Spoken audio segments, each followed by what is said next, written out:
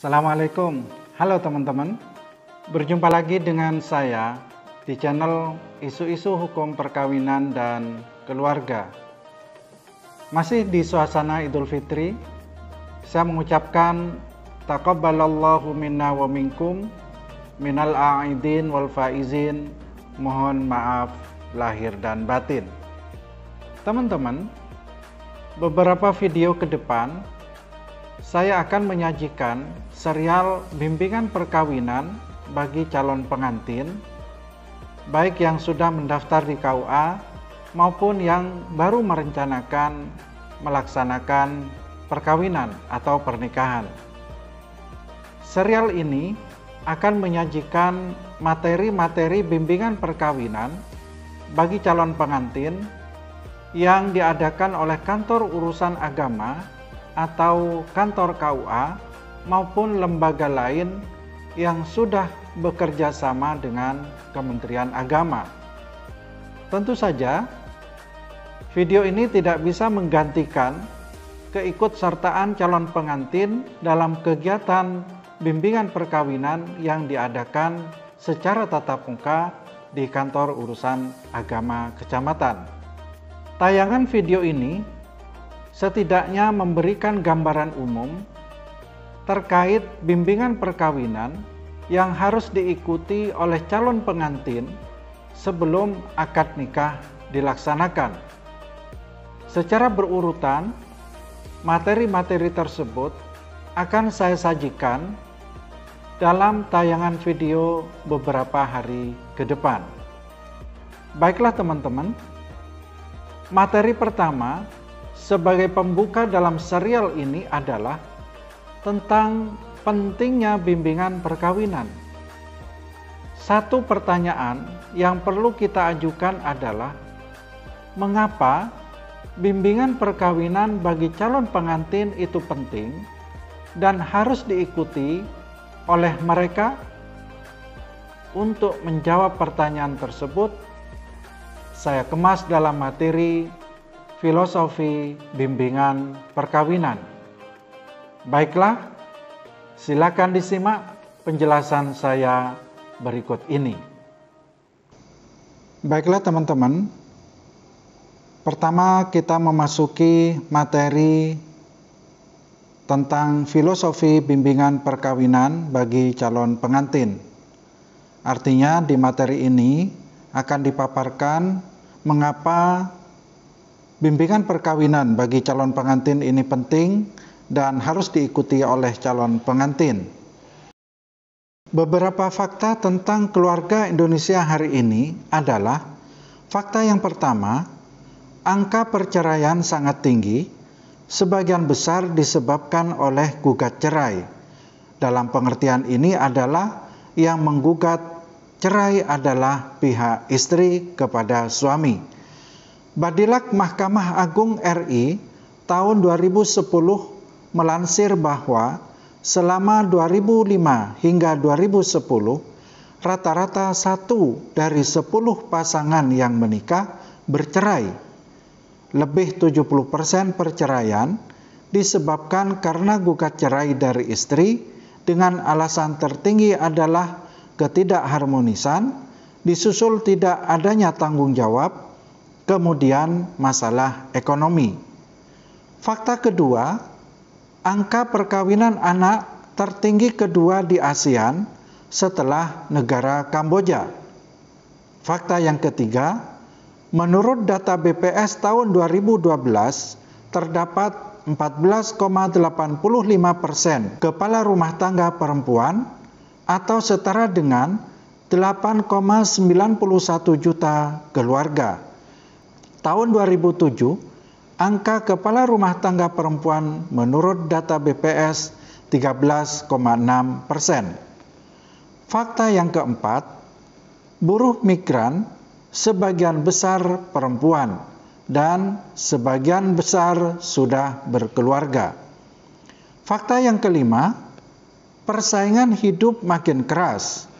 Dunia kerja lebih senang merekrut perempuan sebagai pegawainya dan sebagiannya sudah berkeluarga. banyak laki-laki atau suami menganggur. Fakta yang keenam, persentase anak-anak perempuan berprestasi di sekolah makin besar dan seringkali lebih besar daripada anak-anak laki-laki. Berikut ini akan dipaparkan tentang relevansi fakta dengan bimbingan perkawinan bagi calon pengantin. Yang pertama, keluarga sakinah harus bisa menjawab dan mengantisipasi realitas dan fenomena di atas. Yang kedua, masalah relasi pasangan suami istri menjadi penyebab terpenting ketidaksakinahan, sehingga relasi tersebut mesti diperbaiki, mulai cara pandang atau perspektif, perilaku, kebiasaan hingga mental dan karakter. Yang ketiga, salah satu cara pandang penting yang perlu dibangun untuk mencapai keluarga sakinah yang memiliki ketahanan terhadap berbagai tantangan kontemporer di atas adalah perspektif kesetaraan dan keadilan dalam relasi marital, parental, dan sosial yang termanifestasikan dalam pikiran, tindakan, dan kebiasaan yang setara dan adil. Mengapa keluarga sakinah itu penting?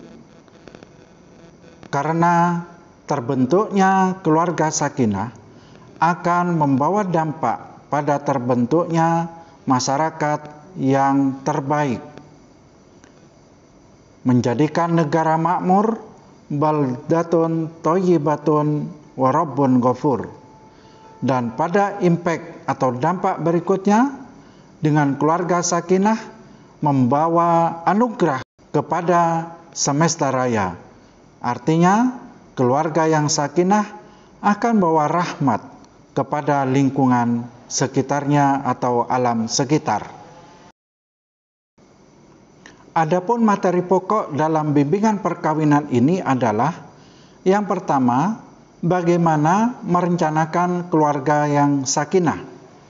Materi pokok yang kedua terkait dengan mengelola psikologi keluarga, termasuk di dalamnya ada materi membangun hubungan, bagaimana mengatasi konflik atau mengelola konflik dalam kehidupan rumah tangga. Materi yang ketiga adalah memenuhi kebutuhan keluarga atau terkait dengan nafkah dalam keluarga.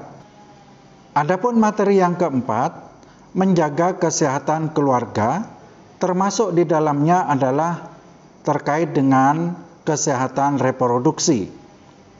Dan materi yang kelima adalah tentang bagaimana menyiapkan generasi berkualitas atau anak-anak yang berkualitas.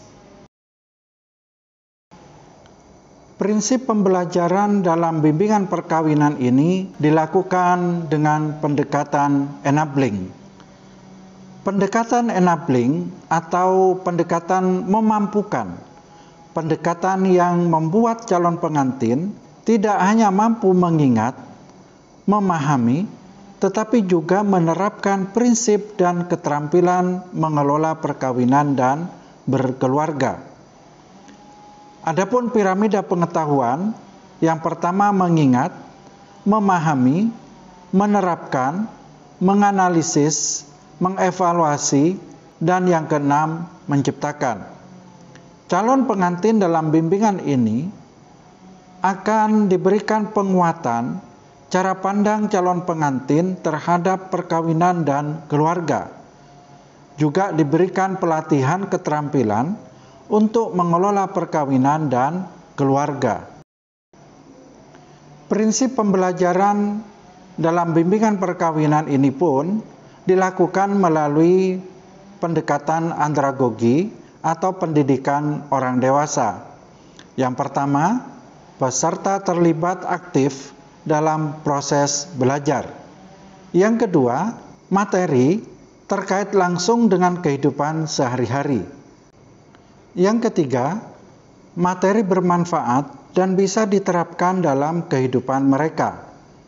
Yang keempat, proses menggali pengetahuan, kemampuan, dan keterampilan peserta.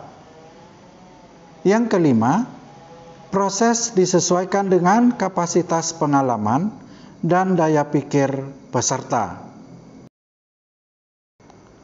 Baiklah, perhatikan daur belajar orang dewasa.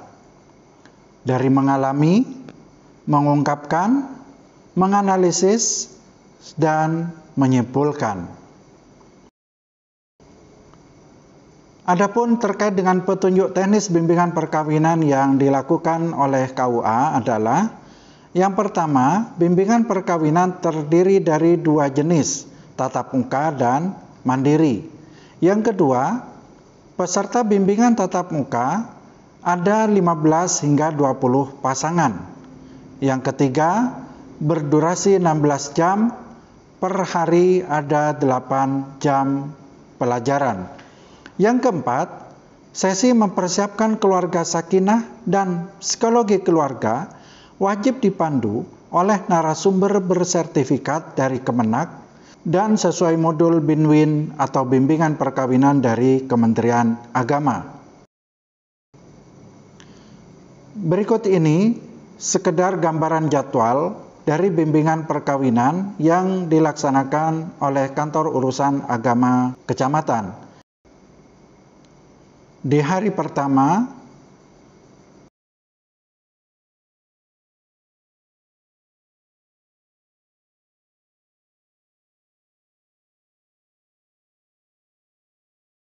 dan juga di hari kedua.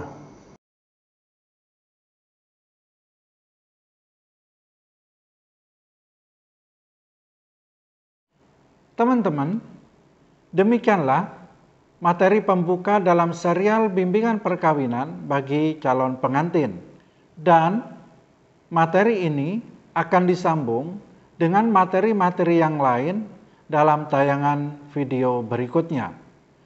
Ikuti terus channel ini untuk mendapatkan materi-materi tersebut dalam serial bimbingan perkawinan bagi calon pengantin.